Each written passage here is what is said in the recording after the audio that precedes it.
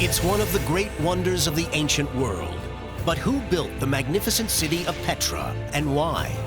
What treasure remains buried here? And what dark secrets remain hidden in this mysterious place?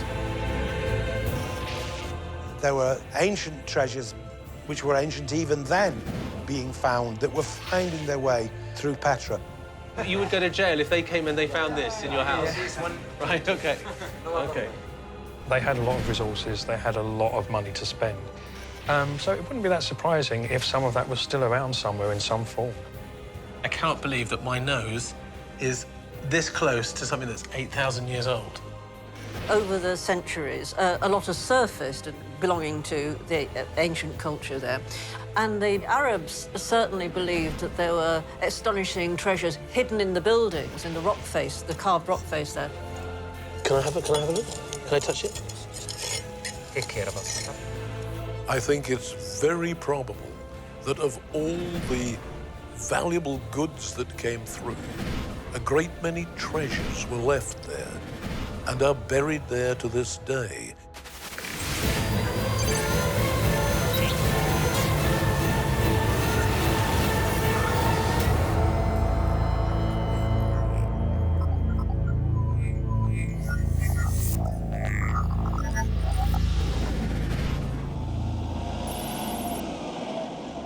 Petra is one of the most magical places in the Arab world, famous for its rose-cut rocks, its eerie tombs, and its colorful history. And since 2007, it's been designated a World Heritage Site. Hundreds of thousands of tourists now visit Petra every year. But is there a darker, more secret side to this ancient city, involving hidden treasures and relic smuggling? Journalist Jamie Theakston is on a mission to find out. The city of Petra remained unknown to the Western world until 1812, when it was discovered by the Swiss explorer Johann Ludwig Burckhardt, who had traveled through the region disguised as a Bedouin. Petra lies in a vast desert region in the south of Jordan, a country in the very center of today's Middle Eastern conflicts, surrounded by Syria, Iraq, and Israel, and home to over 2 million Palestinian refugees. Despite the political and religious tensions that swirl around it today, it's one of the most famous cultural sites on the planet and visited by millions of tourists every year. Petra is one of the most ancient cities and at the same time one of the most unusual cities. It's, as the famous poetic description goes, a rose-red city half as old as time. Petra seems to have everything, which is utterly fascinating to people. It has magnificent architecture. It's carved out of solid rock, and yet it has Greek pillars and all sorts of different kinds of Byzantine architecture, and yet it's absolutely in the middle of nowhere. It is literally miles and miles out in the desert. It was just something. It was like, you know, a mirage almost. You arrived there and you and your animals drank water and hung out, and there were merchants from all over the area. So basically, you could do yourself a bit of good with your business, you could have fun, and you could stock up with water.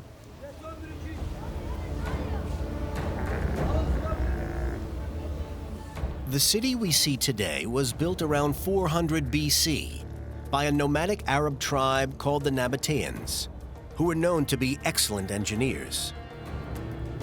Enclosed by towering rocks, Petra not only possessed the advantages of a fortress, but its position meant that it controlled the main commercial routes which passed through it to Gaza in the west, Damascus in the north, Aqaba south on the Red Sea, and across to the Persian Gulf. But it was the ability of the Nabataeans to control and sustain a constant water supply out in the desert that led to its success and growth. The Nabataeans who built the city in the first place were an amazing mixture of water engineers, and they were experts, real experts, and expert traders. They knew the cost and value of everything. And when the trading caravans came through from north, south, east, and west, they made the most of it. They were, in fact, almost an ancient shopping mall long before we invented them in the 20th century. We have to remember that this was a place that was literally on the Silk Road.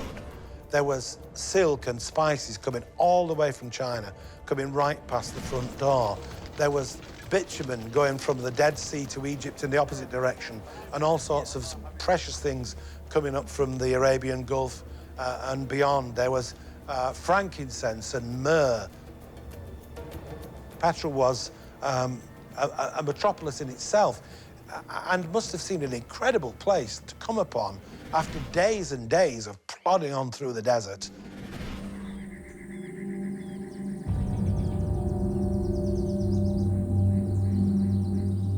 Part of the magic of Petra is in the arrival. Whether you were a Bedouin trader or a sultan or a tourist, you all arrive in exactly the same way, via a magnificent gorge called the Sikh. It was formed by a natural geological fault. It's a mile long, about 250 feet deep, and recently, archaeologists discovered chambers underneath the stone and sand, which were believed to have housed soldiers who would rise up and repel any attackers.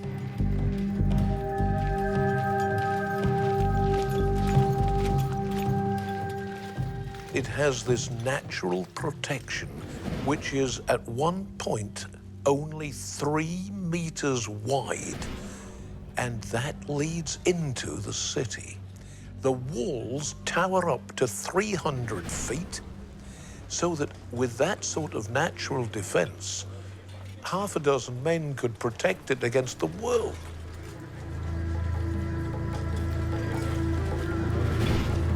At the end of the Sikh is this magnificent building, the Treasury, or Al-Khazneh, as it's known locally. It's one of the most recognizable historical sites in the world. Famously, Harrison Ford and Sean Connery charged up to it on horseback, looking for the Holy Grail. And they weren't the only people who came to Petra looking for great treasures. There's one marvelous story that connects Petra with the Pharaoh of the Exodus, who was alleged to have been pursuing the runaway Hebrew slaves all the way to Petra, and finding that he wasn't able to keep up with them because he had very prudently brought a lot of his treasure with him and his army to keep it safe, that he deposited the treasure there, intending to come back for it, and went on in pursuit of the Jewish slaves, and he never came back to collect the treasure. And of course, there was the marvelous account in the Ottawa Journal of 1927 that said treasures had been found, but only a very few had been removed. That newspaper article from all those years ago suggested that there's a lot of buried treasure under Petra.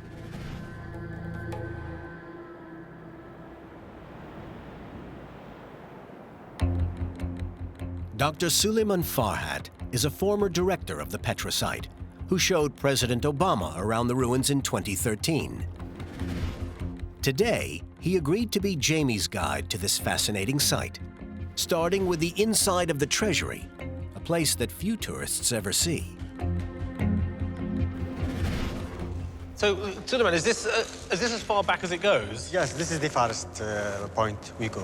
All right, because I'd imagine that it was a huge cathedral behind here, but there's nothing here. No, there is nothing, only a big chamber, and there are no decorations, no carvings inside. So what would have been here then? This is actually a big mausoleum for one of the Nabataean kings. Oh, right, so it's like a burial chamber? Yes, a burial chamber, but this is not the burial chamber. The burials are below.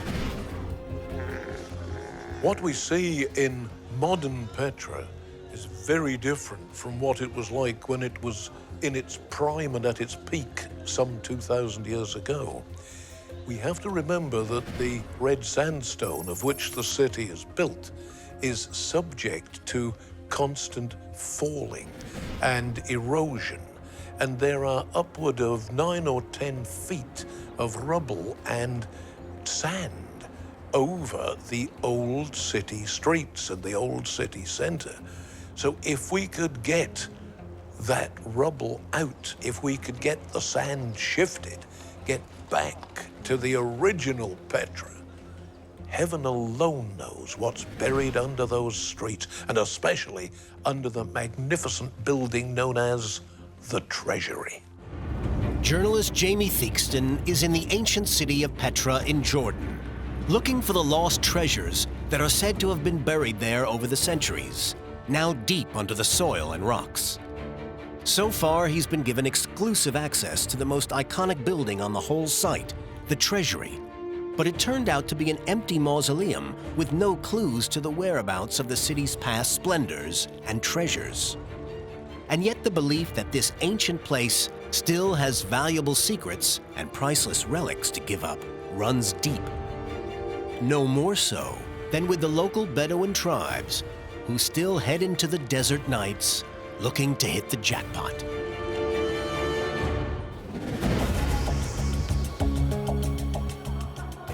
So, Suleiman, there's an urn that, according to legend, has treasure up there. Yes, there is an urn above the falls there. Actually, it is a solid rock. There is nothing inside it. Historically, it was the traditional symbol of death. That's all. Right. But the local people and the Bedouin, they used to shoot it by their guns to break it and to get the treasure inside it, but there was nothing. Is that why there's all got the bullet holes on the urn? Yes, yes, and you see the remains of it. The Arabs certainly believed that there were astonishing treasures hidden in the buildings. This is the carved rock face there, because actually they took pot shots at the buildings. You can still see the sign of their pot shots to try and dislodge what they were utterly convinced were treasures lodged, hidden in the actual edifice itself. It wouldn't be at all surprising if there were still treasures down there, because it was an incredibly rich city, rich place. It was on some of the major trade routes. It controlled some of the major trade routes, so a lot of money went through there.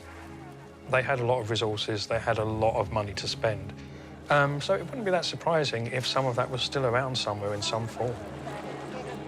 Not all of the site here has been excavated, has it? So No, only I can say 15% of the site have been excavated. The rest is existed under the ground. wow. So 85% of Petra hasn't been. Even more, 80% of Petra.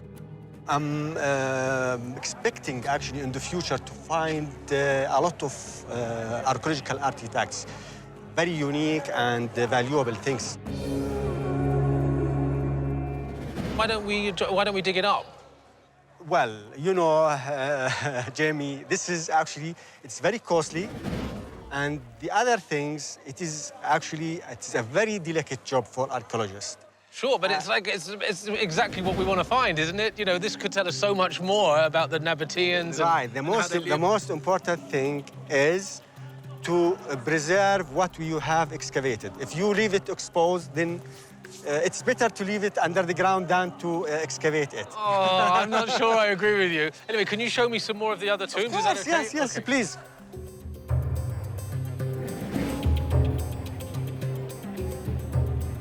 People right back into, as far as we can see, have been looking for treasure in the place. Now, in the first instance, that probably isn't too surprising, because where it was and what it was meant that significant treasures probably were stored there at one time. You okay? Okay.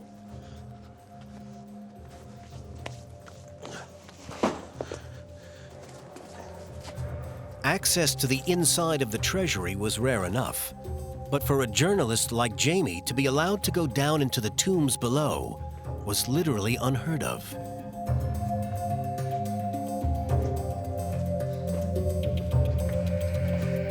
The tombs beneath the Treasury were excavated by Dr. Farhat back in 2004 and revealed a series of royal burials, skeletons, and offerings to the dead.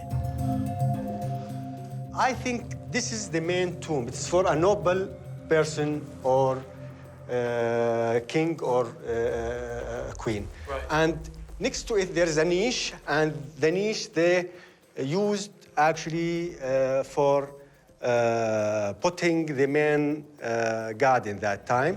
And I show you these holes. Actually, there are many of them. These actually were used for hanging the offers. People used to come here to visit the tomb, and they bring offers with them. Right. Okay. Over here also, below this niche, we found a figurine for Aphrodite or Al-Uzza, one of the main One of the gods. the deities actually in that time.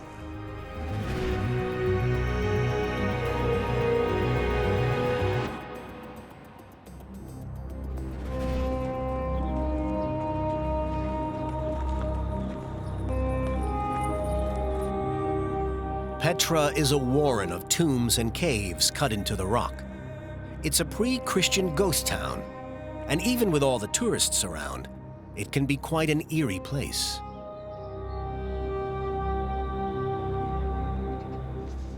So were there Bedouin tribesmen living here until quite recently? Yes, they were living in the caves of Petra till 1987. Wow, so people would actually be living here? Yes, they were living in the caves, but they were moved by the government outside the archaeological site. And am I right in thinking there was a New Zealand lady lived here as well? Is that... Yes, her name is Margaret, and she came in 1979, and she was sitting on the steps of the Treasury, and she met Muhammad Uthman for the first time there. Then they got married, and they had a cave. And you know that Queen Elizabeth, when she came to Petra to visit Petra, she visited her in her cave, and she had a cup of tea with her there. So hang on, she lived in a cave here and had tea with the Queen? Yes, I remember that story. Did she get it painted, make it all nice before the Queen arrived? No.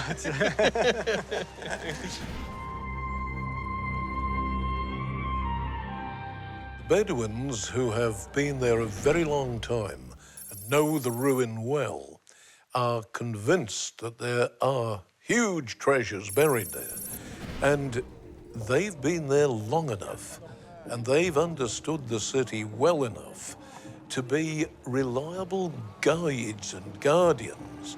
And if we take note of their thinking, they would not still be working so assiduously to find anything that's still there unless they had a good reason to believe that there are still vast treasures there.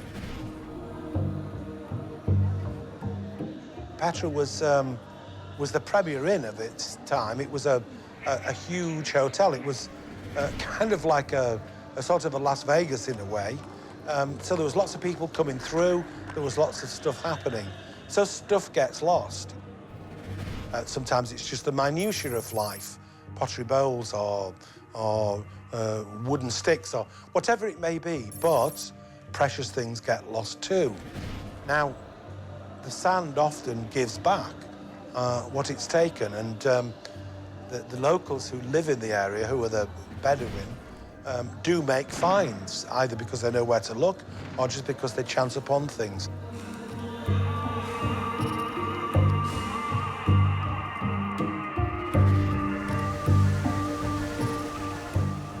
There wouldn't be a city at Petra if the Nabataeans hadn't been able to control a constant source of water in the middle of the desert. For thousands of years, water has meant one thing here: life. According to Arab tradition, Moses, or Musa as he's known, struck a rock with his staff, sending water cascading into the city down rocks, very much like these.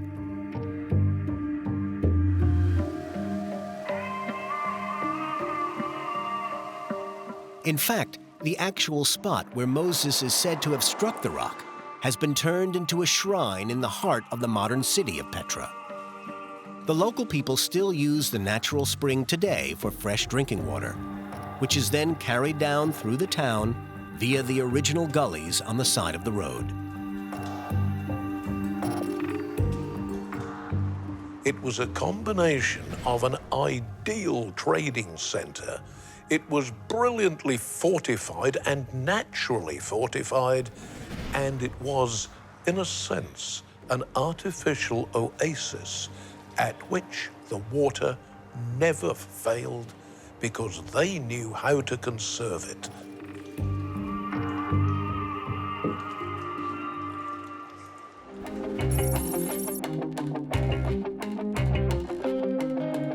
Jamie was put in touch with a relic dealer in the capital of Jordan, Amman, who is said to have built up a substantial collection of relics and artifacts from the Petra site over the years, and he agreed to let Jamie see it.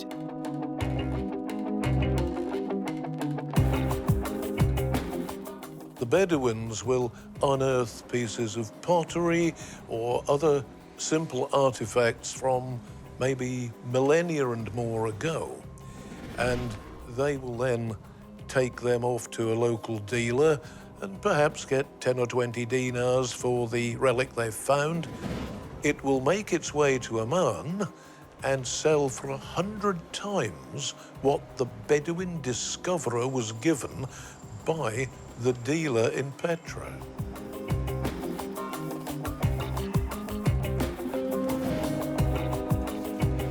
Jamie had been given a name and address in the outskirts of Amman. The Rihani family had been buying relics from Petra and other sites across the Middle East for many decades.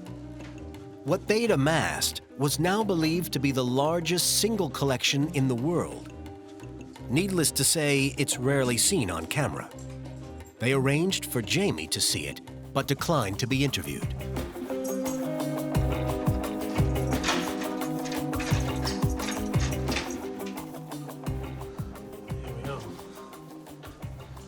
Oh, wow. This was not what I was expecting at all. This is unbelievable. And these are oil lamps, right? Oil lamp, yeah. My God, I've seen maybe one or two of these in a museum before. I've never seen this many. And this is, so all of this is all from Petra, right? All of them Petra, yeah.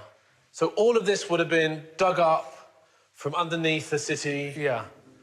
Wow, that's amazing. Look at all these. I've never seen anything quite... Can I have a look at these down here? And what are these amphora, are they? Is that what these are? Wow. And this looks like an ossuary, right? Yeah. Where they put the bones? Sure. It's unbelievable.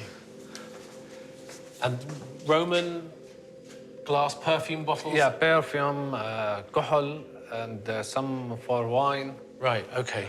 There's just so much of it, I can't believe it. And oh, wow. These are copper scrolls? Yes.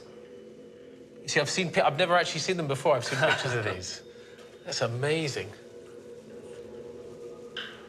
And I've seen these two-headed. Is this Greek? Greek. Hellenic. Hellenic, yeah. Hellenic, yeah. I can't believe just how much there is. And copper arrowheads and knives. Look at all this. There's just so much of it. And so how old would these be? 4,000. 4,000 years old? At least. And it's amazing to think that all of this stuff is just under the ground here in Petra. Yeah. There's so much treasure down there, is there not? Sure, of course. Amazing. Amazing.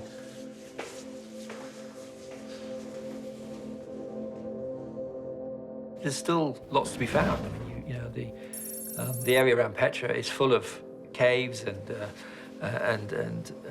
grave sites and places where Bedouin and locals are digging this stuff up all the time. And at that point, you have almost like an international criminal market taking hold of this, because you have good stuff sent off to the Gulf. You have the touristy stuff that some of it's sold locally. It becomes a large-scale business. Oh, no, these look familiar. Oh, right, OK. Are these cuneiform tablets? Yes. Oh, my God. So these must be what, how old? It's Sumerian, 6000 BC. OK, so this is the earliest form of writing, 8,000 years old. And I've seen pictures of these, but I've never seen anything like this in the flesh, as it were. And I can't believe that my nose is this close to something that's 8,000 years old. This is amazing.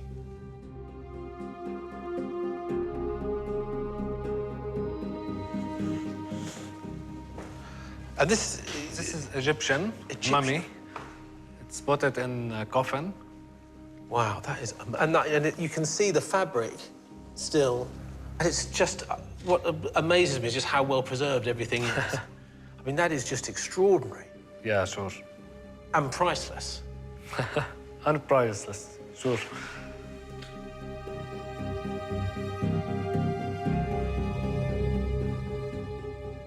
These finds that the Bedouin make don't usually get passed on to the historical authorities of Jordan or the surrounding regions. It's much better for whoever it is to pass it on to an in-between dealer, if you like, who will buy it on the black market, pay a very, very small price for it, and then he will sell it on. It will be sold on again, and it will often end up in the private collection of some person living down in Arabia or even up in Israel, who will have paid a massive amount more for it than was given in the first place. Back in Petra that evening, Jamie was put in contact with some local Bedouins who still excavate in the area and who supply the ever-hungry collectors.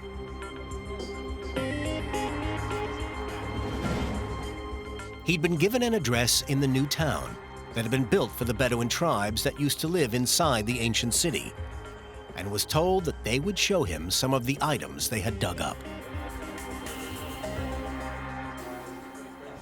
Ahmed, do you think that there is maybe treasure still buried up at Petra? Yeah, still many things, because, you know, exactly from like 60% of Petra until now under the ground. And sometime in the winter times, you know, you find many Bedouins go around to, and there's a women's, mans and kids go to look for the coins. It's like Romans or Nabataeans, what the money he used it like in Roman and Nabataean times. Some of them he dig in the nights. But why do they have to wait until it's nighttime before they... Because it's not allowed. OK, so yeah, you can't dig... Yeah, from the government, yeah, it's not allowed. In the winter time, anybody go because, you know, it's the winters or the water, you can't find the coins. Something other like battery or jar or lamp or something, you go in the night because it's not allowed. Do you ever go digging? Of course, yes. But it's not allowed? Not allowed, but we try to make our living like. Sometimes we go, all of us, you know, we go some... And so how do you make a living? What do you sell? Do you sell what you find, or...? Some of them, you know, we sell it. There's some people, specialty buy something like this. And some of them, we keep it, something like treasure or something you didn't find. Okay. Yes. Collect, like some of us like to collect some special kind of money, like the Nabataean. Because the Nabataean, you know, it's few money, not like the Roman. The Roman, for example, they found it in everywhere. One of the big factors there, in social terms, is the way that the Bedouins behave. They have been there for centuries.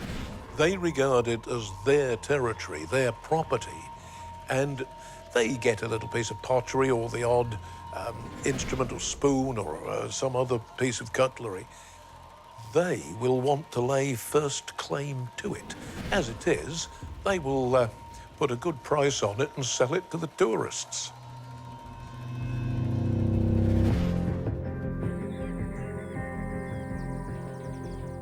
Needless to say, this is not a side of Petra that the tourists see, nor a part that the authorities want known. They see many of these Bedouins as thieves. But the Bedouins tell Jamie that it's their territorial right to live and dig at Petra. So, Abdullah, did the Bedouin know where the treasure is buried? Nobody know. But, you know, they go and they digging. Some of them, they find treasure, some of them not. Nobody know. If I know there's a treasure, I will go. And do the Bedouin believe that that treasure belongs to them? If it was their land, the treasure is theirs? You know, for example, like, if I found it, it's for me. Like here on, for example, all the Bedouin. No, if I found the gold, it's belong to me. Like, because we are belong to the Nabataean people.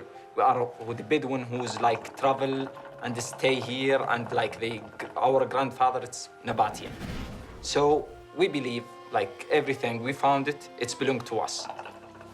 And do you have any relics here in your house? Do you keep stuff here, or? Yes, we keep, yeah. Is there anything that you can show me that you have?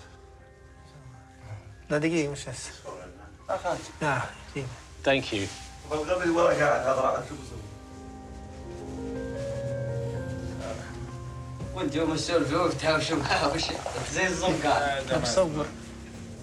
تصوروا في بعض لا في الهاتيك اطلع في هذا الله. So what have you got here?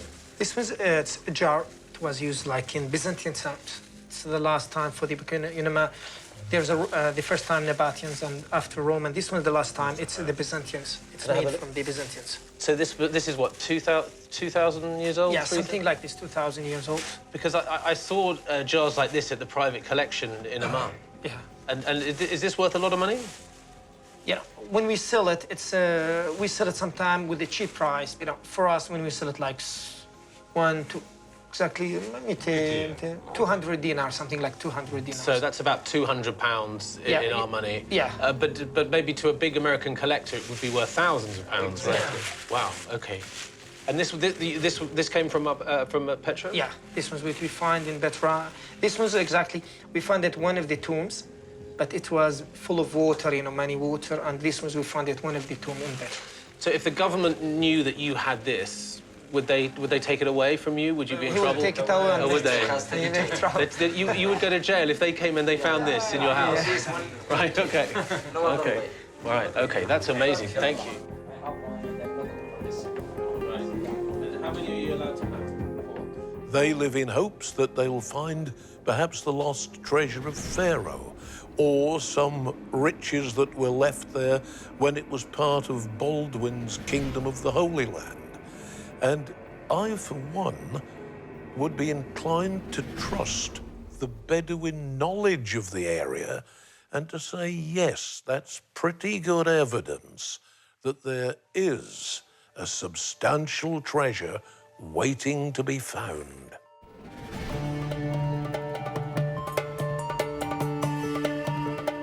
After a few hours of chatting away over tea, the local Bedouins felt comfortable enough with Jamie and the crew to invite them on one of their scavenging trips into the desert to see what, if anything, they'd find. Many of the local Bedouin families send small parties out into the desert after dark to see what can be dug up. Most of the discoveries are just coins, shards of pottery, and other low-value items, which they sell on to tourists. But occasionally, something more significant does come up.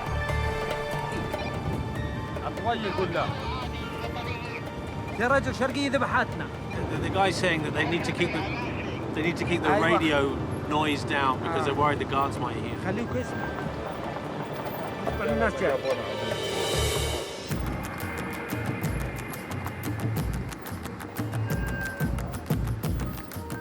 Once they arrived on site, Jamie and the crew were given a quick security briefing.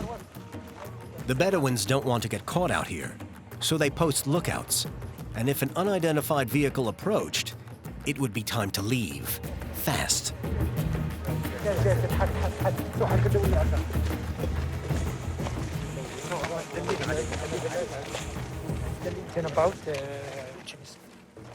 I told the governments or guardians or police, find us, we should go. We should not wait to happen, we should go. Okay. So how will we know if they've seen us digging?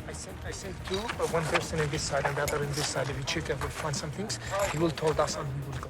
Okay?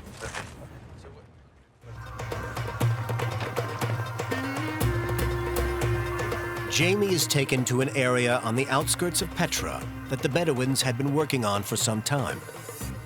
They said it was part of an original Nabataean settlement, which had already yielded up some small artifacts. Although the infrared images look quite light, they were actually working in near darkness. What is the place? Okay, this has been marked, so you know where to dig. Yeah, and it's two, you can see how it's... Okay. Like to make it sure, we dig in the middle of the tomb. Okay. Yeah.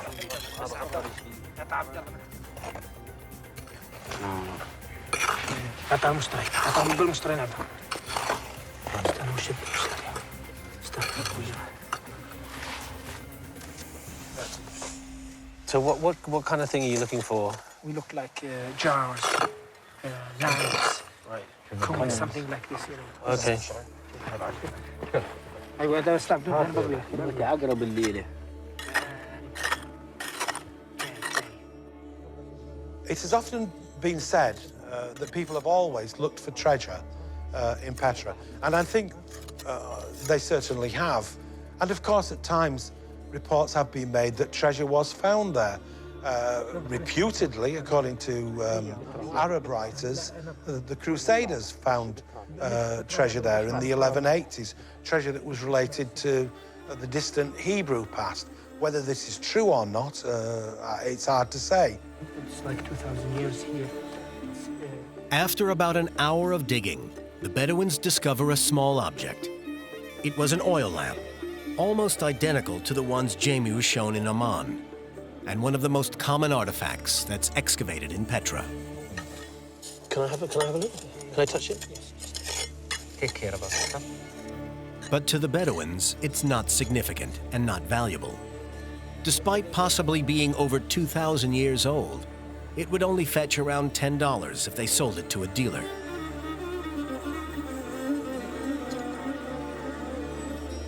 The sun would be coming up soon, and the team didn't want to outstay their welcome, so it was time to go. They might not have found anything significant, but as the discovery of the oil lamp proved, this ancient place still has many relics and secrets to give up.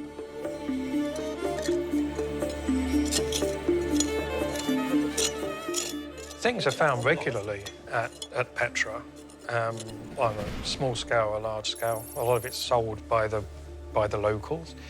The bigger stuff goes into the international antiquities trade. But yes, there are things being found all the time, and you know, there's obviously a lot more to be found. It's only 35% excavated. What else is to be found? And with those finds, there'll be, you know, there will be caches of relics. There'll be graves. There'll be tombs. We found, I think, a drop in the ocean of what's to be found, yeah, in places like Petra and other great sites.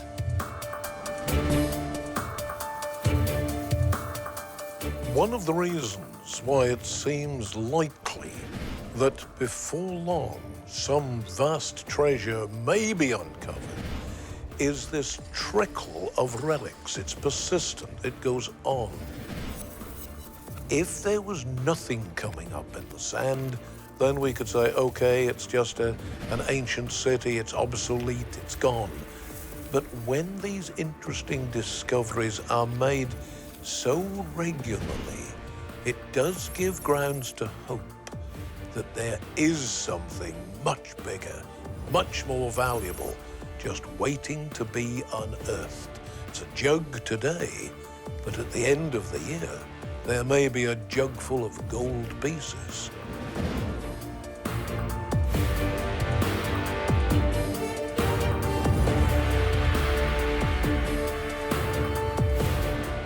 Petra is a magnificent ruin that's been standing proudly in the desert for over 2,500 years. But there is a secret side, a relentless, even ruthless search by relic hunters and dealers for whatever's been buried there over the centuries. The $6 million question is, what, if anything, is still left? Bearing in mind that only 15% of the whole site has ever been excavated, the likelihood is quite a lot.